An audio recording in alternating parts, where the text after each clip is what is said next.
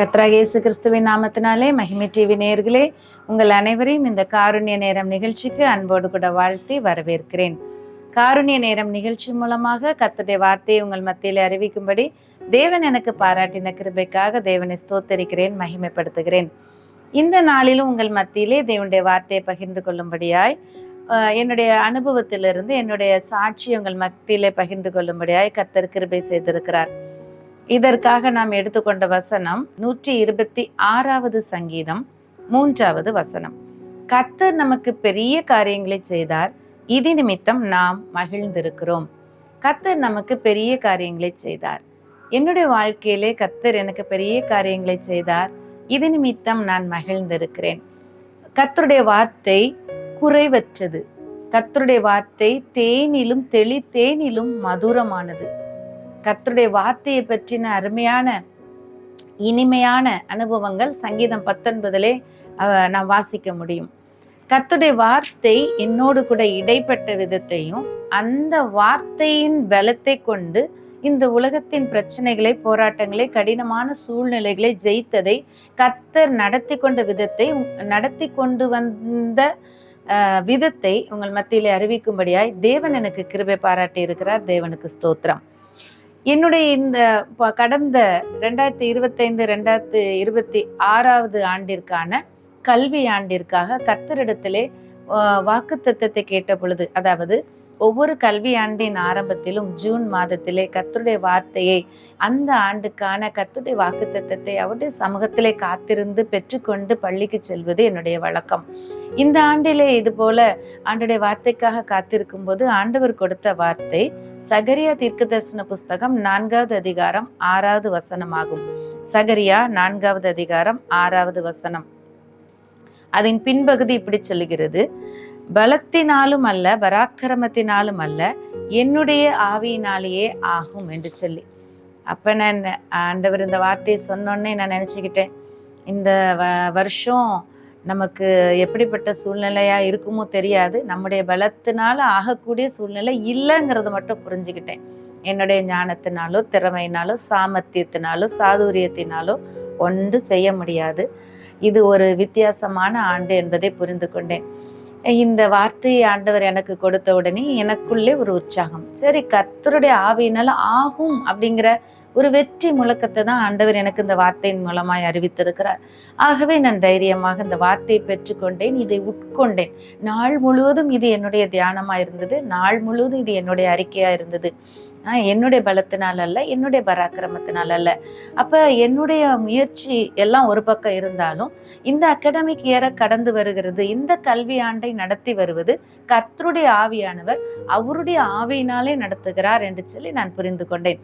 ஆகவே ஆண்டவரை பற்றி கொண்டு, அவரை சார்ந்து கொண்டு இந்த கல்வி ஆண்டின் பயணம் சென்று கொண்டிருந்தது.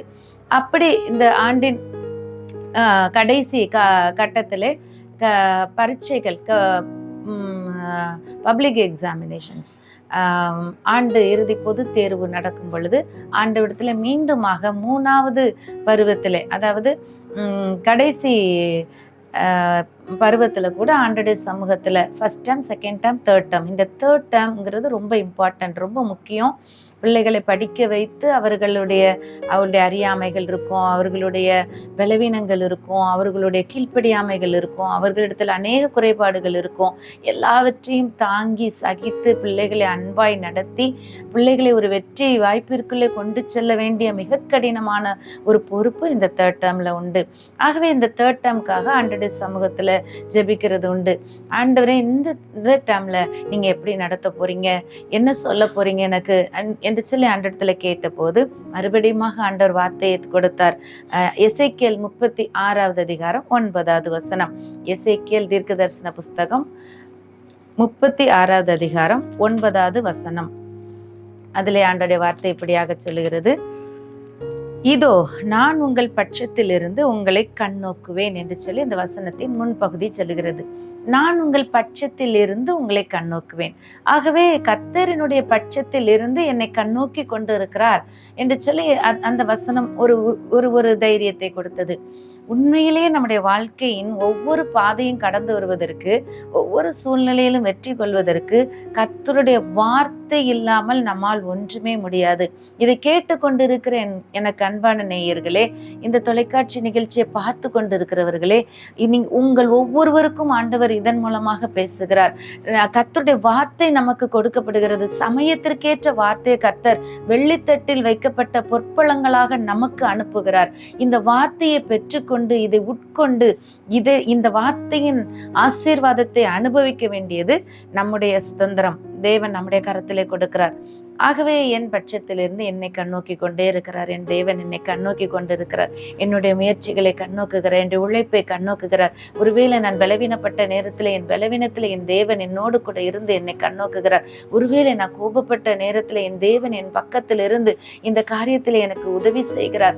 ஒருவேளை நான் வெறுமையாய் நினைத்த காரியத்தில் என் தேவன் என் பக்கத்தில் இருந்து என் குறைகளை நிறைவாக்குகிறார் என்று சொல்லி ஒவ்வொரு நாளும் என்னை கண்ணோக்கி கொண்டு இருக்கிறார். என்னோடு கூட இருக்கிறார். என் அருகில் இருக்கிறார். எனக்குள்ள இருக்கிறார். இந்த கிறிஸ்து எனக்குள்ள தங்கி இருக்கிறார். ஆவியானவர் எனக்குள்ளே வாசம் பண்ணுகிறார். ஆவியானவர் எனக்கு துணை செய்கிறார். என் பலவீனத்தில் எனக்கு உதவி செய்கிறார் என்று சொல்லி இதுவே என்னுடைய அறிக்கையா, இதுவே என்னுடைய பாடலா இருந்தது.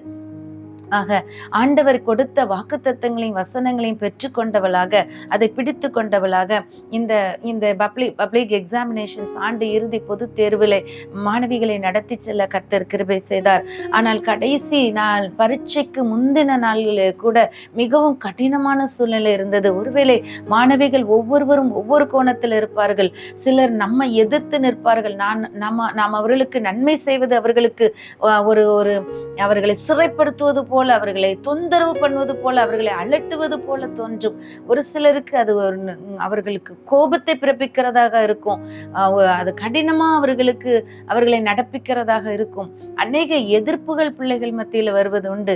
ஒரு காலகட்டத்திலே ஒரு குறிப்பிட்ட மாணவியுடைய பெற்றோர் மூலமாக நிறைய உபத்திரவங்கள், நிறைய நேரத்தில் அவர்கள் வந்து தகாத விதமான வார்த்தைகளை பேசியது நிமித்தமாக ஏற்பட்ட மன வருத்தங்கள், காயங்கள்.